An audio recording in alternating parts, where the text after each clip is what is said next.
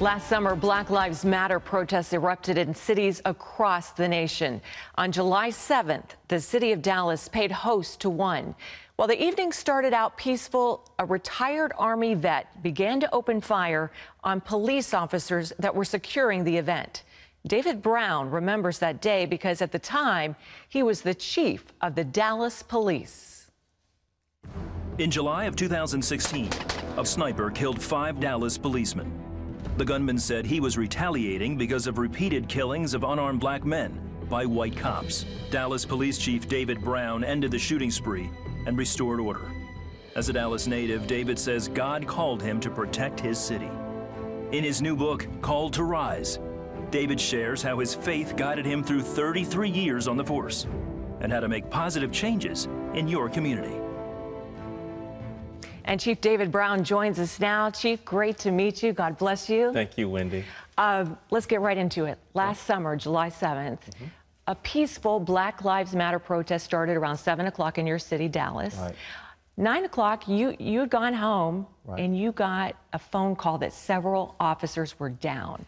Take us through what happened. Sure. I had left home for home. I lived right across the street from headquarters, so just leaving home, I was still close by, but the protest was ending, and then spontaneously, the marchers began marching through the city without, giving us notice. And what happened is a sniper took advantage of that spontaneity of the marchers because officers had to scramble to block traffic to keep cars from running over the marchers. And because they were turning their backs, stopping traffic, this sniper took advantage of that and began shooting them in the backs. And his name was Micah Johnson, right?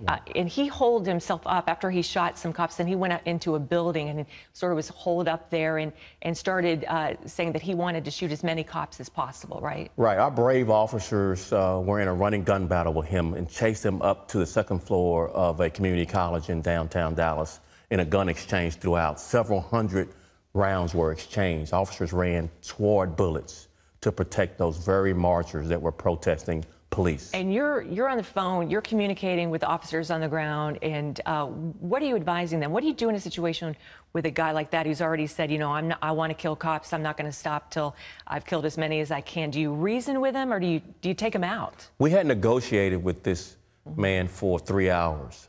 I was a former SWAT squad leader during my tenure for 7 years, and so I knew exactly what this meant, that someone who was intent on killing more cops, laughing and bragging about the cops he had already killed.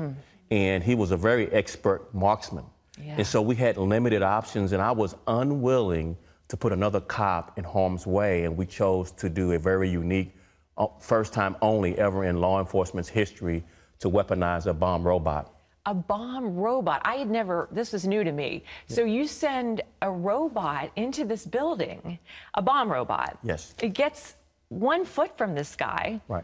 And he doesn't even see it because you guys are talking to him, you're negotiating with him. Right. We strategically began negotiating with him because he was out of control in his rhetoric about killing, particularly white officers was his target. Right. And so we began negotiating with him while this bomb robot went down that was strapped with a pound of C4. And we had a detonation cord attached to it and a remote detonation in case it failed, so that we could get close enough to end the siege. And this was your call, and you said, let's end it. I said, let's end it. And given the same circumstances, Wendy, I will make the same decision again. Wow. How does your faith, I know you're a strong Christian, I know you were raised by a single mom who was a strong believer. How does your faith play into all these things that you went through on the force, and especially that night? Well, I got to take advantage to say this. I'm a Christian, not ashamed of the gospel of Christ. I've got to say that first. But our life story, if we're Christians and trying to live out our faith, they have a purpose. They have a meaning while we go through tragedies in our life. And I've had my share of tragedies. But what that's done for me through my faith, I'm able to have empathy. And it's more than empathy. I have hope in the most desperate times, in the deepest, darkest moments, in crisis moments. My faith gives me hope, and I can share that with others. And Chief Brown, you've had more than your fair share of tragedies. Yes. You lost your first police partner, Walter, in 1988. Yes. And he was killed in the line of duty.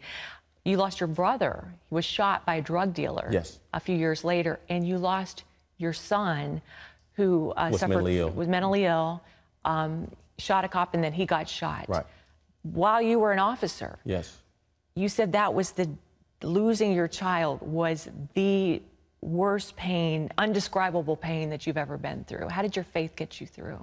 Well, if you read the Bible and that story of Job, yeah, and how God sustained Job through worse tragedies than I've gone through, you take those examples of the Bible and you take that and apply it to your life, and how you share with people who go through tragedies. Yeah. It's authentic, Wendy. It comes across to people. I know what to say to grieving families because I've grieved. I know how sometimes to be quiet and listen to people share their pain.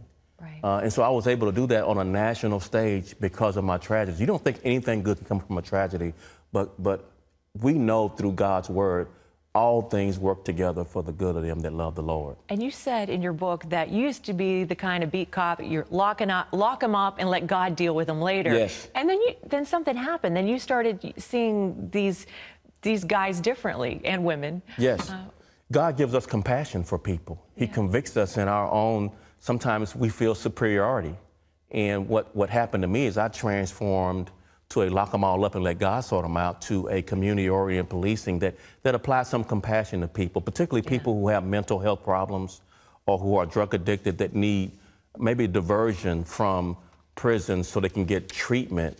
And then the violent people will obviously need to go to jail, need to have more jail bed space so that we don't, again, have a revolving door for criminality.